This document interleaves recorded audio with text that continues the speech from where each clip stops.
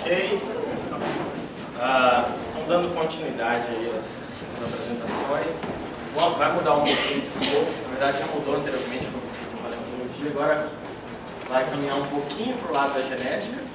Mas, independente disso, eu acho que são ferramentas que vocês vão observar no final, depois eu vou apresentar, que, embora sejam métodos diferentes para chegar ao resultado, todas elas o objetivo é discutir a mesma coisa, ou seja, a evolução da biodiversidade, compreender a distribuição, entender a distribuição do que a gente vê hoje, né? Por que um bicho está aqui, o outro não está lá, ou planta, o que seja.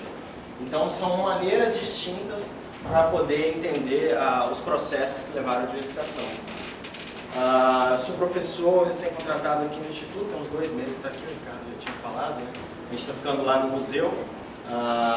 Não sou daqui, enfim, eu sou mineiro, mas fiz doutorado lá em São Paulo. E eu vou tentar falar então para vocês um pouquinho de filogeografia. A minha apresentação eu vou falar inicialmente um pouquinho do histórico, alguns conceitos e avanços dentro da filogeografia, e depois eu vou contar um estudo de caso que foi parte do meu doutorado, onde eu fiz filogeografia de alguns táxons de pássaros da Mata Atlântica para a gente tentar entender a história evolutiva do bioma. Estou falando baixo? Não? Beleza. Então eu começo falando um pouquinho que o biólogo evolutivo ele é uma analogia, ele seria análogo a um historiador. Porque, como a história, a biologia evolutiva, procura reunir informação disponível para você tentar reconstruir um evento a partir dela. Então você vai lá, coleta aquela informação e a partir daí você tenta reconstruir o que aconteceu. A gente não estava lá no passado para saber o que aconteceu de fato. A gente só consegue contar a história com o que a gente vê hoje. E aí a gente tenta usar de alguns adventos. No caso da história, eles usam informações, livros, o que deixou de registro lá, ou até dados de arqueologia sobre o que a gente comia no passado, ou onde a gente vivia e por aí vai. Já a biologia, ela tenta usar a informação biológica disponível, seja ela fóssil, nós estávamos vendo a palestra aí do Mário, ou o DNA, que é onde deixa informação sobre o que aconteceu no passado. Então, a gente sabe que as regiões neutras do DNA, elas evoluem de forma a você poder recuperar o que aconteceu no passado. Então a gente consegue saber a história da dicotomia entre as espécies. Quais foram os eventos de especiação que aconteceram no passado. Então o DNA deixa esse vestígio, esse rastro do que aconteceu no passado. E é interessante a gente contar um pouquinho aqui de como aconteceu esse acesso à evolução, de como a gente conseguia acessar a diversidade biológica. Porque quando Darwin ou quando Wallace estava estudando lá, foram propor a teoria evolutiva, eles não tinham DNA, eles tinham só os táxons. E mesmo assim eles conseguiram inferir que as espécies se modificavam conforme o tempo ia passando. Então inicialmente essas análises eram feitas com base, não inicialmente, até hoje é feito, mas inicialmente a gente só tinha um fenótipo para poder inferir. Então essa inferência sobre a modificação das espécies, a relação de ancestralidade comum entre elas, era feita com base em análises morfológicas. E aí, na década de 50, quando Watson e Crick descobriram lá que a informação genética estava contida no DNA, houve uma mudança de como a gente podia acessar essa diversidade. Então, a gente não ia olhar a diversidade mais só pelo fenótipo, e sim pelo genótipo, porque nem tudo ele é expresso a nível fenotipo. Essa foto aqui é legal porque quando completou 50 anos da molécula em 2003, eles tentaram reproduzir, mas podia pelo menos ter feito uma moléculazinha de fato. Na verdade, aqui eles acho que só colaram um cartaz lá na parede, fizeram uma formação. Mas é legal para mostrar que todo mundo envelhece, né? Os caras que ganharam o Nobel. Bom, e com isso, com o advento de descobrir a molécula do DNA, a gente começou a ter outras maneiras então de acessar essa diversidade biológica. Então, na década de 60, ainda não, de fato, a gente não acessava o DNA, as técnicas só vão surgir a partir da década de 70, mas foram as primeiras análises olhando a nível molecular. Então, foram as análises de isozimas, que são proteínas com função enzimática. Então, eles extraíam essa proteína dos organismos e observavam o perfil eletroforético dela. Então, proteínas que tinham cargas diferentes, elas iam exibir um perfil num gel de eletroforese diferente, e a partir deles conseguiam traçar alguma relação de alelo e diversidade. Na década de 70 começaram de fato a surgir as metodologias para poder acessar a variação ao nível de DNA. Então a primeira delas foi o RFLP, que é uma técnica que até hoje é usada, embora não do jeito que ela foi proposta, mas é uma técnica que ela basicamente consiste em você extrair o DNA de um indivíduo, ir lá e picar esse DNA com algumas enzimas de restrição e observar esse perfil que as enzimas de restrição cortaram. As enzimas de restrição elas reconhecem regiões específicas do DNA, então uma combinação de 4 a 5 bases vão lá e cortam. Isso reflete uma mutação. Então, quem compartilha um sítio de restrição, isso é um caráter compartilhado. Então você começava a observar os perfis de enzimas de restrição e daí você conseguia inferir a variação a nível populacional, a nível dentro da espécie. E aí na década de 80, esse cara aqui ele propôs uma técnica que veio revolucionar a genética, a reação da polimerase em cadeia, que é uma técnica que você consegue pegar uma molécula de DNA e amplificar ela em bilhões de moléculas a partir de uma única cópia. Então ele conseguia reproduzir, ele criou um meio de reproduzir a replicação do DNA in vitro.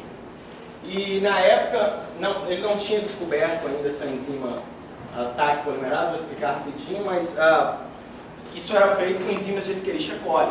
Eles iam lá, usavam banhos-maria e ficavam tentando reproduzir enzimas que não continham na PCR, como por exemplo a helicase, que fazia com que a dupla fita se rompesse, ou a primase, que produzia o primer. Eles produziam isso com temperatura e só colocavam enzima para poder sintetizar o DNA. Só que essa enzima desnaturava toda vez que você desnaturava o DNA a alta temperatura. E aí eles descobriram uma bactéria que vive nesses geysers lá em Yellowstone, nos Estados Unidos, se chama termos aquáticos. E elas toleram até 80, 90 graus de temperatura. E aí a partir daí eles isolaram a enzima dessa bactéria e começaram a produzir ela a nível de laboratório. E aí você conseguiu ter a técnica de PCR de fato deslanchou.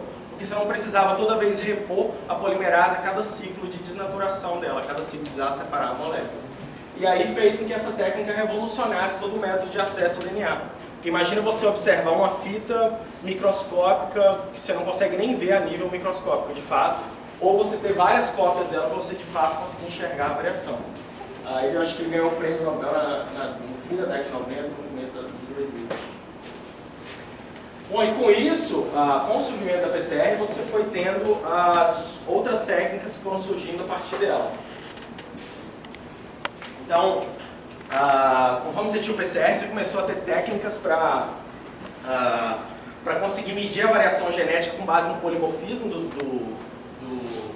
das moléculas de DNA, usando ou o RFLP, que eu expliquei anteriormente, ou outras técnicas, como microsatélites. Então, são técnicas que você vê a diferença no tamanho dos fragmentos.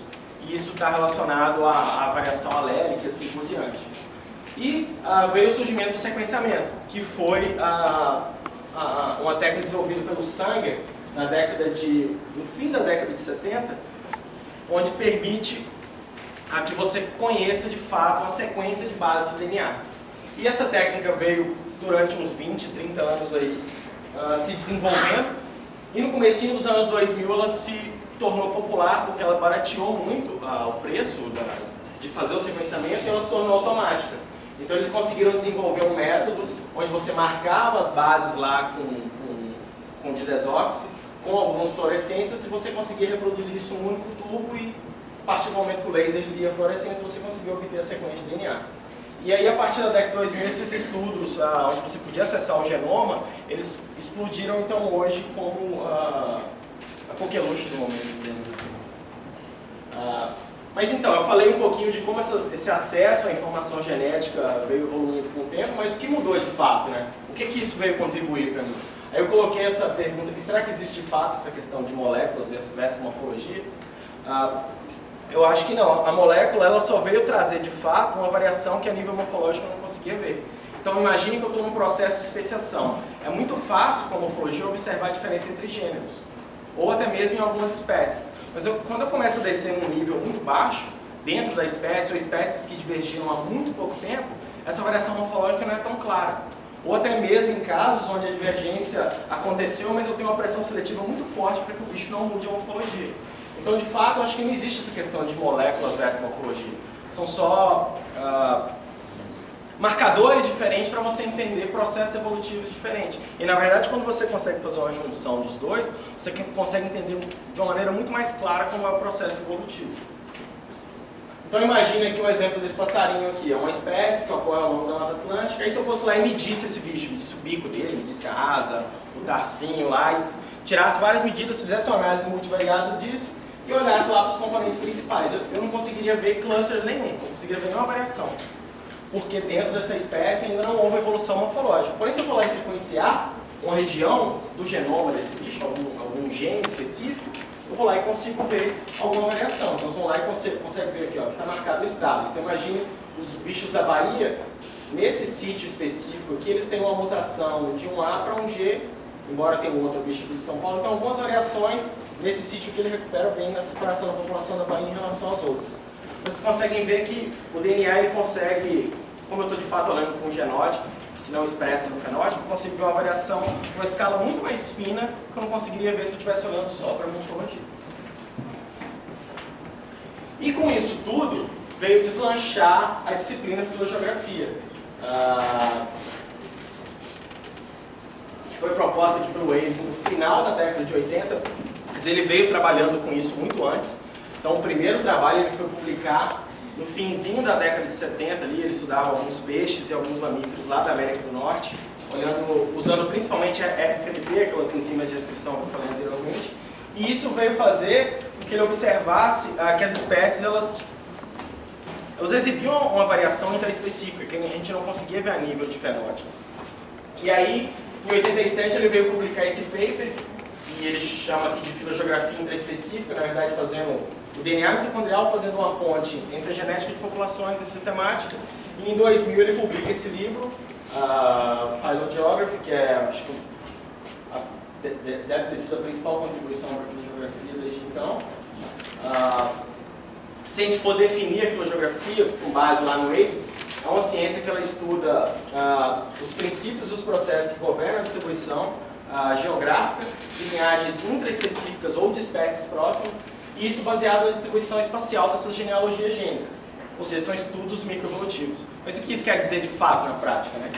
Então, para mim, essa figura lá do livro dele, ele representa bem o que seria o corolário das ideias dele. Você vai entender a distribuição geográfica de linhagens gênicas numa relação tridimensional, sendo que na primeira delas você tem o espaço, como que essa variação genética está variando ao longo do espaço, isso relacionado com o tempo, e no terceiro eixo a variação da forma, a variação da espécie, como que esses eventos de dicotomia, de extinção, de especiação aconteceram ao longo do tempo. Então nesse gráfico aqui ele representa uma população ancestral, onde surgiu uma barreira, a dispersão em um tempo X, e com o passar do tempo essas duas populações pararam de ter fluxo gênico e elas foram diferenciando com o passar do tempo. E aí quando eu chego no tempo atual, e vou lá e amostro a região 1 e a região 2, eu consigo ver uma filogenia com dois clados divergentes, onde o processo histórico provavelmente foi ocasionado por essa dinâmica que o Waves tenta falar. Então essa figura mostra a história evolutiva das populações ao longo, no espaço ao longo do tempo. Então como que os genes estão evoluindo com o passar do tempo numa dinâmica espacial. Mas onde a filogeografia se encaixa? Ela é uma disciplina, ela está dentro de outra disciplina. O livro de biogeografia do Chris e o próprio Waves, lá no livro de 2000, ele fala que a filogeografia ela seria um ramo da biogeografia. Então a biogeografia a gente conhece como estudo da distribuição dos organismos, tanto no passado quanto no presente, e da diversificação desses organismos na Terra. E classicamente a biogeografia é dividida em duas escolas. Isso vem desde as ideias do Buffon, na verdade, na década de 1800 e bolinha, eu não lembro mais. Que ele começou a olhar a distribuição dos bichos e tal. E isso é aceito até hoje, embora vocês observaram muito ao longo das palestras anteriores que essa distinção não é tão clara, né? A biogeografia ecológica, ela está usando hoje muita coisa da biogeografia histórica e vice-versa, vamos ver ao longo da minha apresentação aqui. Mas, de fato, a filogeografia ela é um ramo da biogeografia histórica, que ela está interessada nos processos históricos que ocorreram na escala de milhares ou de alguns milhões de anos. E a filogeografia ela é uma disciplina mista, ela é uma amálgama de diferentes áreas da biologia e da geologia, em alguns casos. Então ela junta teorias e métodos da genética de populações, genética molecular, da sistemática filogenética, geologia, demografia, do comportamento e da ecologia, e ainda tem mais coisa aqui que não cabia nas bolinhas para eu colocar. Mas se você olhar hoje, a filogeografia incorpora tudo, fisiologia, todo o advento que você puder usar para explicar a distribuição que você está vendo atualmente com base nas genealogênicas, vão ser úteis para o seu dado. Porque aqui o interesse não é de fato uma área, e sim entender o processo evolutivo que aconteceu de fato. E por que microevolução, né? Principalmente estava no título da palestra, o próprio Waves define lá como microevolução, porque a filogeografia está interessada em estudar a história específica, intraespecífica da espécie ali, e não um ramo da filogenia. Então se a gente olhar nessa filogenia aqui de besouro, eu vou ter lá uma filogenia, uma árvore da ordem, e isso pode ser reduzido para um raminho de uma família, e consequentemente pode ser reduzido para um gênero, e por fim eu posso estudar uma espécie dentro daquele gênero. E por isso que a filogeografia é microevolução. Então eu trato com aquela pontinha da árvore da vida. Se a gente olhar para a Tree of Life, a gente vai tratar com aquele raminho lá, a ponta final da árvore da vida. Então se a gente partir aqui do micro para o macro. E é interessante que o Waves ele fala que a filogeografia, embora seja uma ciência microevolutiva, ela faz uma ponte entre micro e macroevolução. Então esses estudos microevolutivos permitem me inferir sobre a macroevolução de biomas ou de grupos de fato. Então ela junta disciplinas da biogeografia ecológica, como a ecogeografia, ela usa a genética molecular e ela usa disciplinas microevolutivas, que seriam o comportamento, a demografia e a genética de populações. Ela também vai usar disciplinas microevolutivas, como a geografia histórica, a paleontologia e a sistemática filogenética, e ela faz, na verdade, essa ponte, quando ela mistura essas disciplinas, para poder inferir processos.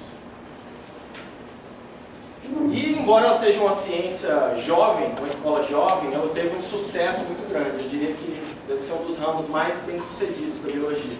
Desde quando ela surgiu lá em 87, que foi um trabalho que saiu em 2008.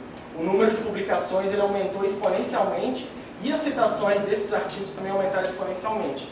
E, sei lá, qualquer revista hoje de biogeografia ou de genética, você vai de fato achar lá um trabalho de filogeografia para tentar inferir a história evolutiva de alguns dados. Contudo, embora a filogeografia tenha se despontado, a região neotropical, ela retém, a gente sabe que ela tem um dos maiores índices de biodiversidade do mundo, porém é uma das regiões menos estudadas ainda com filogeografia. Isso aqui foi um dado para 2008, mas para 2010 ainda se mantém. Então essa linha aqui comparando números de artigos que tem filogeografia no título, ou nas palavras-chave, ou no abstract, para o mundo e para a região neotropical. Então, ainda assim, a gente continua sem entender a diversidade que a gente tem aqui nessa perspectiva filogeográfica. Uma coisa legal é que quando a filogeografia foi proposta pelo Waves, ela foi, de fato, ela usava basicamente o DNA mitocondrial, que era onde ele encontrava mais variação e ele conseguia observar mais estrutura ao nível da população. E se observar esse gráfico que ele mostra os artigos por marcador molecular, então usando DNA mitocondrial, DNA nuclear, microsatélite e alozimas, e de fato o DNA mitocondrial ele deslancha como o marcador mais usado, embora recentemente tenha tido um esforço para incorporar o DNA nuclear nesses estudos filogeográficos, eu vou explicar mais para frente por quê.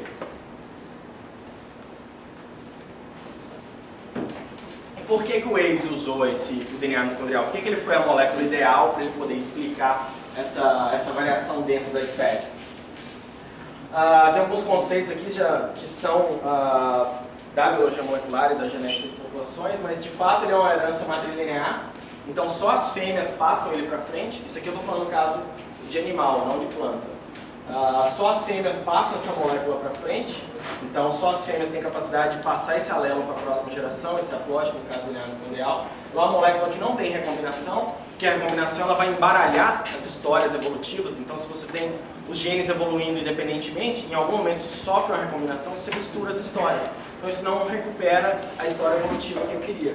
Ele tem uma alta taxa de mutação, e isso é legal, porque em divergências recentes eu vou conseguir recuperar aquela divergência, aquela vicariância.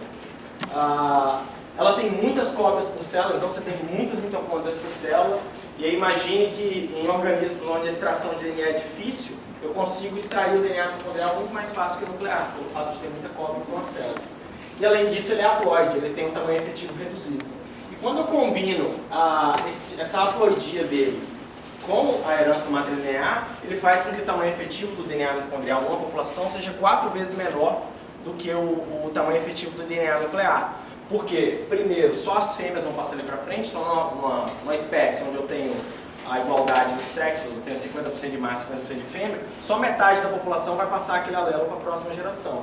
E o fato dele ser haploide, ele só vai ter metade dos alelos, ao passo que no DNA nuclear eu vou ter dois alelos por indivíduo. Então ele vai ter um tamanho efetivo populacional 4 vezes menor que o nuclear. E isso vai fazer com que os eventos estocásticos, como deriva, mutação, eles reflitam muito mais rápido nesse genoma do que nas outras regiões gênicas ao longo do organismo. E por isso que o DNA nuclear ele é a molécula, uma das, se não a mais usada em estudos filogeográficos. E quando o Eves começou a propor as hipóteses filogeográficas lá com base no artigo dele, ele começou a falar, começou a propor algumas premissas que ele observou de fato nos padrões filogeográficos. Então ele viu que a maior parte das espécies são compostas por populações estruturadas geograficamente. Ele ia lá e, como aquela figura que eu mostrei inicialmente, o bicho que não tinha variação morfológica, quando eu olhava a nível de DNA, ele tinha variação geográfica. Espécies sem estruturação, ele concluiu que essas espécies tinham um alto nível de fluxo gênico, então as populações eram pamíticas e se comunicavam entre si. E grupos monofiléticos com alta divergência provavelmente são frutos de barreira histórica, como a figura que eu mostrei lá no começo. Bom, e como começou os estudos filogeográficos de fato, né? Como que o Eves fazia? Ele ia lá, pegava uma espécie, sequenciava lá um fragmento, ou cortava com enzimas de restrição um fragmento específico lá do DNA, construía uma genealogia, que é análoga a uma árvore filogenética, ou fazia uma rede de haplótipos. Essa rede aqui, o Ricardo já tinha falado lá, essas bolinhas representam haplótipos ou alelos, e essas linhas que conectam eles são as mutações. Então, quanto mais longa a linha, ou quanto maior esse número de bolinhas aqui separando, mais mutações tem esses alelos um do outro, ou os haplótipos. E o tamanho da bolinha em relação à frequência. As bolinhas grandes estão em muitos indivíduos da população e as pequenas estão em poucos. E aí você ia lá, construía isso, plotava aquelas suas amostras que você colocou no espaço e olhava se isso exibia uma estrutura espacial de fato que era concordante com aquela estrutura genética que você observou. E aí, quando você encontrava isso, você observava clados ou filogrupos dentro da espécie.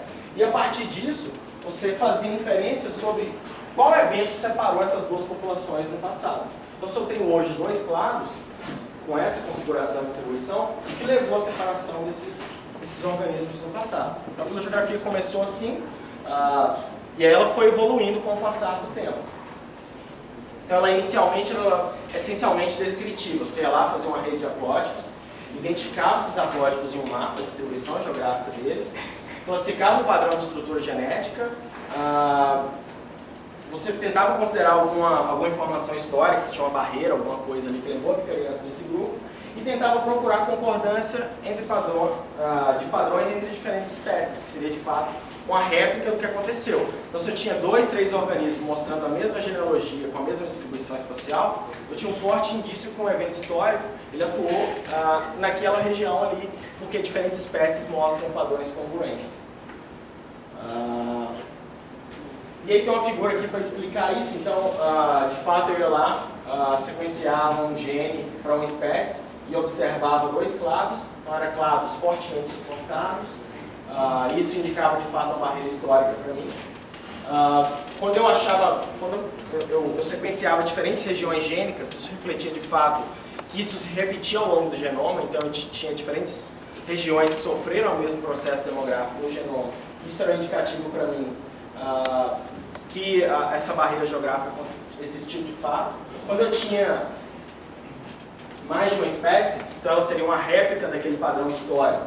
Eu tinha fatores históricos afetando diferentes espécies, então aquela biota daquela região respondeu de uma mesma maneira. E eu ia lá e olhava a concordância entre os dados genéticos e geográficos, se isso coincidia com regiões, províncias geográficas ou barreiras. No entanto, você inferir a árvore da espécie com base em somente um gene, você pode estar cometendo um erro. Porque, por exemplo, se a gente levar em conta só a mitocôndria, ela vai contar para mim só a história das fêmeas na população. E eu não estou interessado em saber a história só das fêmeas. Imagina uma espécie onde a fêmea é filopátrica e o macho dispersa. E eu vou lá e olho só a estrutura das fêmeas. Ele vai mostrar uma estrutura genética, mas que de fato talvez não seja a estrutura da espécie. E só a estrutura de como o bicho se reproduz. E de fato os machos vão estar fazendo esse fluxo gênico. E daí vem a ideia de incorporar diferentes marcadores. Outra coisa é pelo fato do DNA mitocondrial desse tamanho efetivo reduzido, como falei para vocês, faz com que o tempo de coalescência dele, que eu vou explicar mais para frente o que é coalescência, seja muito curto. Então os ramos da filogenia mitocondrial eles vão ser muito curtos e vai contar uma história muito recente do que aconteceu para mim na população. Porque o tamanho efetivo da população é pequeno e faz com que os eventos demográficos eles apareçam de forma mais atenuada no DNA mitocondrial. Então existem essas incertezas, ou seja, a história de um gene nem sempre vai refletir para mim a história da espécie. Então aqui tem uma figura mostrando a árvore de humano, chimpanzé e gorila. E essa árvorezinha azul aqui é de um gene e a em vermelho é de outro gene. A árvore em azul ela recupera a relação dicotômica da espécie. Mas quando a gente olha para o tempo de divergência dessas duas linhagens ele é muito mais antigo do que seria o tempo de separação da espécie. Já essa outra árvore, ela não recupera para mim a árvore, ela mostra que a relação, ela mostra que chimpanzé seria muito mais próximo de gorila do que de humanos. E aí, casos reais, por exemplo, isso aqui é um passarinho lá da região Indo-Malaya, onde você tem aqui uma rede de haplótipos do DNA mitocondrial, ela é altamente estruturada, com muitos filogrupos. Quando a gente olha o DNA nuclear, ele não tem nenhuma estrutura. Então, a filogeografia tem caminhado no sentido de incorporar diferentes regiões gênicas para você tentar entender a história evolutiva da espécie.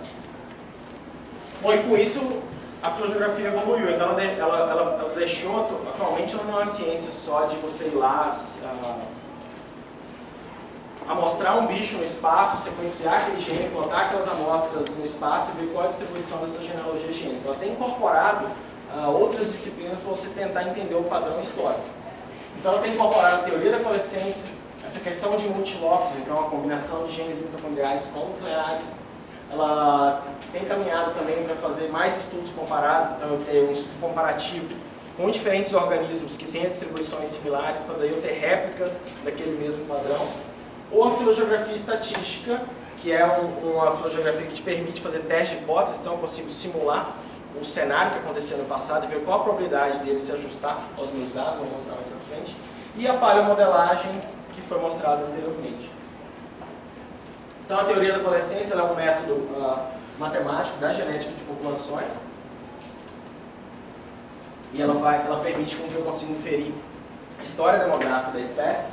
O teorema de coalescência foi proposto por esse cara aqui, o Kingman, na década de 80 e, se a gente for conceituar, ela seria um ponto no espaço onde os meus alelos que eu tenho no presente vão se unir ou se fundir no ancestral no passado. Então, o que é isso de fato? Então, imagine com uma população aqui de tamanho 10, eu vou lá e amostro 3 alelos dessa população. E eu vou calcular em quantas gerações esses alelos vão compartilhar um ancestral comum no passado. Isso é uma lógica parecida com a sistemática filogenética, ou seja, quanto mais diferenças eu possuir, esses alelos possuírem entre eles, mais profundo será o ancestral comum. E aí existe toda uma formulação matemática para fazer esses cálculos, mas de fato hoje essas estimativas de coalescência elas têm construído genealogias gênicas ao nível de espécie e tentado, nos nós onde compartilha o ancestral comum, você tem feito datações de quando a população ou a espécie tem um ancestral comum mais recente ou quando a população divergiu de fato. E o que a coalescência traz de informação para mim? Então imagine que isso aqui é a história da espécie, essa figura. onde esses traços mais clarinhos aqui, eles representam para mim as linhagens da espécie que surgiu do ancestral no passado. E vários eventos de dicotomia, de extinção foram surgindo, ou seja, surgiu uma mutação, surgiu um novo alelo, aquele alelo podia ser fixado na população ou extinto. E você tem 40 gerações até o ancestral comum dessa espécie. Se eu mostrar uma genealogia mitocondrial, de fato que ela está representada por essas linhas pretinhas mais fortes, ela vai coalescer muito rápido. Pelo fato de ela ter um tamanho efetivo pequeno e ela não recuperou os alelos ancestrais que existiam no passado. Então ela pode não refletir a história da espécie para mim. E de fato leva tempo até a árvore de gene refletir a árvore da espécie. Então essa aqui é uma figura lá do livro do Avesey, que mostra tempos onde duas populações de rato, de mus, se divergiram no passado. Então você tem um tempo assim que surgiu a barreira e as populações tinham um pool gênico ancestral, surgiu uma barreira que deu o fluxo gênico entre duas populações. Se você fosse lá e amostrasse os indivíduos nesse tempo, você não conseguiria ver monofilia recíproca. Você ia ter indivíduos das duas espécies compartilhando o ancestral comum mais recente entre as duas espécies do que entre diferentes espécies. Porém, se eu espero um tempo e amostro isso, essa relação não vai ser mais polifilética, vai ter uma relação parafilética, onde alguns indivíduos de domésticos vão ter um ancestral comum mais recente entre eles, porém outros não. E se eu olhar para músculos, todos vão compartilhar um ancestral comum mais recente. E se eu amostro isso em um outro tempo, onde já passaram mais gerações, eu vou ter um momento onde todos eles vão ter um ancestral comum mais recente e vai existir um ancestral comum mais recente dos dois no passado. E que isso mostra para mim que se um gene tiver um tamanho efetivo populacional grande, ele pode de fato eu mostrar ele hoje e ele exibir para mim uma filogenia desse tipo aqui. E não porque não está estruturado, sim porque ele reteve muito tamanho da população ancestral e não teve tempo para que ele se diferenciasse. Ao passo que um gene mitocondrial de população pequena, esses eventos demográficos acontecem mais rápido. E isso faz com que as mutações fixem, porque probabilisticamente, imagina uma população de 1000 indivíduos. Se o DNA mitocondrial só é passado por um quarto dos indivíduos da população, eu vou ter só 250 indivíduos passando isso para frente. E imagine eventos demográficos acontecendo só em 250 indivíduos e no genoma nuclear acontecendo em 1000. No de 250 eu vou ter essa evolução muito mais rápida. Mas de fato, já que a árvore de gene então ela não vai refletir para a minha história da população, o que eu devo fazer de fato? A ideia então é analisar vários genes em conjuntos, que vão contar diferentes histórias com as idiosincrasias de cada gene, para daí eu ter a história evolutiva da espécie. E aí tem metodologias recentes de coalescência que permitem que você combine diferentes genes com as suas taxas de mutação específica, com o seu sistema com que ele é passado para a próxima geração, tipo DNA nuclear ou mitocondrial. E isso vai reduzir essa estocasticidade do processo coalescente, onde eu vou ter genes que reflitam para a minha árvore de espécie e outros que não refletem. Então a ideia é que quanto mais recente for a dicotomia, o evento de especiação, eu vou precisar de muito mais genes, porque esse evento estocástico ainda ele é muito alto, porque a espécie acabou de divergir e não houve tempo para que todos os genes mostrassem para a minha árvore de espécie. Então, vou dar um exemplo, por exemplo, espécies dentro de um mesmo gênero. Eu vou ter algumas regiões do genoma que vão mostrar para mim a separação das espécies, porém outros genes não. Mas se eu caminhar para gêneros diferentes, provavelmente a grande maioria dos meus genes vão mostrar a diferença de espécies. Porque se vocês lembrarem daquele gráficozinho, os gêneros provavelmente vão mostrar padrões como esse. Mas se por um acaso eu olhar dentro da espécie alguns genes, eles vão mostrar padrões como esse. Então é tudo você esperar o tempo para que a dicotomia aconteça de fato. E existem marcadores que mostram isso de uma forma mais rápida e outros não. Bom, e a coalescência, ela tentou incorporar então essa incongruência entre genes, isso é uma coisa que a metodologia permite, e ela começou a gerar modelos recentes, onde você consegue incorporar multilocos para estimativa de tempos de coalescência, de quando essa população compartilha o ancestral comum ou de quando ela divergiu. Um desses métodos seria o método de isolamento com migração.